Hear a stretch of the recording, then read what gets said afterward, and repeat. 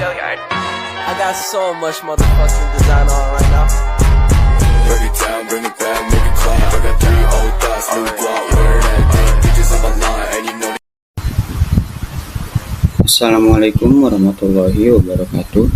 Perkenalkan, nama saya Fakihuddin HM dengan NIM 1872450013. Sebelumnya, izinkan saya untuk membawakan materi presentasi video pembelajaran yang berjudul Resiko Bank dan Suku Bunga Bank. Sebelumnya, yang terhormat kepada dosen pengampu mata kuliah Bank Lembaga Keuangan Ibu Irvia Eriza MPD. Untuk mempersingkat waktu, langsung saja ke materi yang pertama. Bank beroperasi dalam lingkungan di mana suku bunga berfluktuasi akibat pergerakan ekonomi, kebijakan moneter, dan kekuatan pasar. Risiko suku bunga di bank adalah kemungkinan dampak perubahan ini terhadap pendapatan dan stabilitas bank. Pergerakan suku bunga dapat memengaruhi pendapatan bunga bersih bank, nilai pinjaman, dan portofolio investasi. Jika bank tidak mengelola risiko suku bunga dengan baik, profitabilitas dan kesehatan uangnya dapat menurun.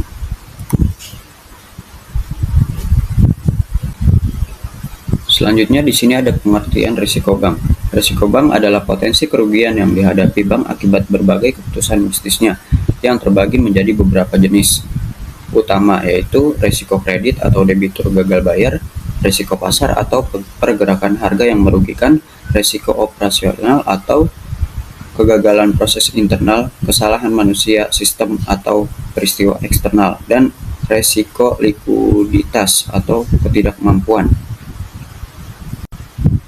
Berikutnya di sini ada jenis-jenis risiko bank. Yang pertama risiko kredit, yang kedua risiko pasar, yang ketiga ada risiko operasional, yang keempat ada risiko likuiditas, yang kelima ada risiko hukum, yang keenam ada risiko strategis, yang ketujuh ada risiko kepatuhan, yang kedelapan ada risiko reputasi, yang kesembilan ada risiko keamanan cyber. Pengertian suku bunga bank. Pengertian suku bunga bank adalah biaya yang dibebankan sebagai timbal balik antara pihak bank dan nasabah dalam menggunakan produk keuangan. Perhitungan suku bunga bank biasanya dinyatakan dalam jumlah persen. Besaran bunga bank yang harus dibiayakan oleh nasabah atau pihak bank berdasarkan aturan bank dan kondisi perekonomian.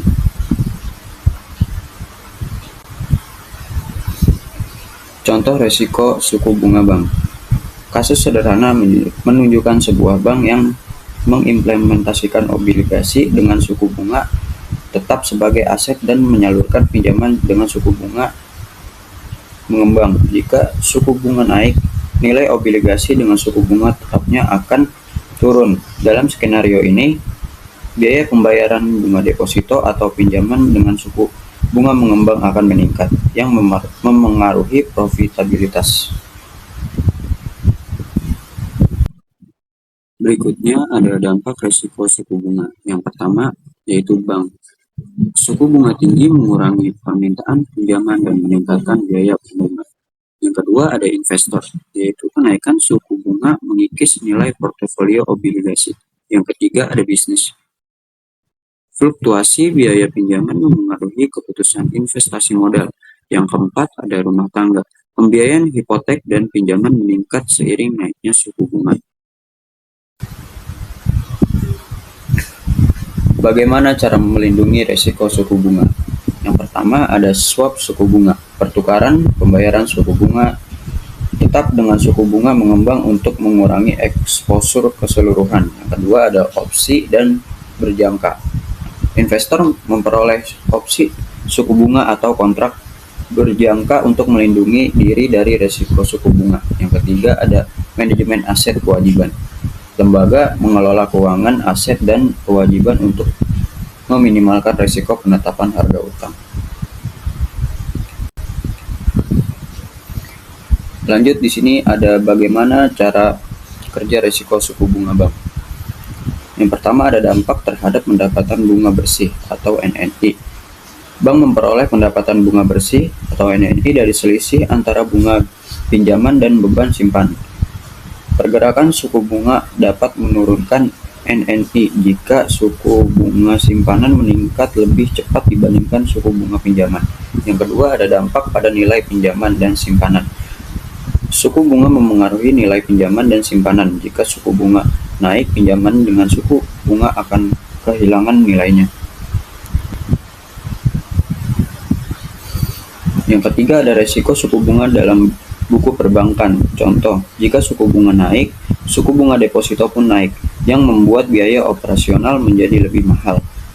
Suku bunga tetap untuk pinjaman bersifat statis dan tidak berubah, sehingga menurunkan margin bunga bersih bank. Yang keempat, ada perubahan portofolio investasi. Harga obligasi turun, yang menurunkan nilai portofolio investasi. Imbal hasil yang lebih rendah pada sekuritas pendapatan tetap dibandingkan dengan investasi baru dengan imbal hasil lebih tinggi.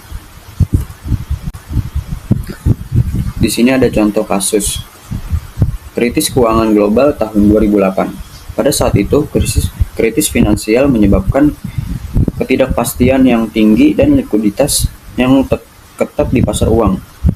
Untuk mengatasi situasi ini, Bank Indonesia atau BI menurunkan suku bunga acuan secara signifikan untuk mendorong likuiditas dan mendukung pertumbuhan ekonomi.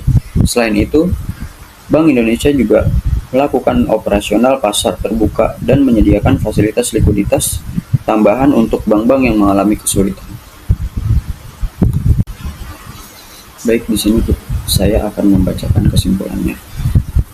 Resiko bank dan kebijakan suku bunga saling berkaitan erat. Perubahan suku bunga dapat meningkatkan risiko kredit dan pasar, sehingga bank harus memiliki strategi pengelolaan risiko yang kuat untuk menjaga stabilitas keuangan, menjaga kepercayaan publik, dan memastikan pertumbuhan ekonomi yang berkelanjutan. Mungkin cukup sekian presentasi dari saya. Mohon maaf apabila ada salah kata dan kata-kata yang tidak mengerti. Dari saya, Fakiruddin HM. Wassalamualaikum warahmatullahi wabarakatuh.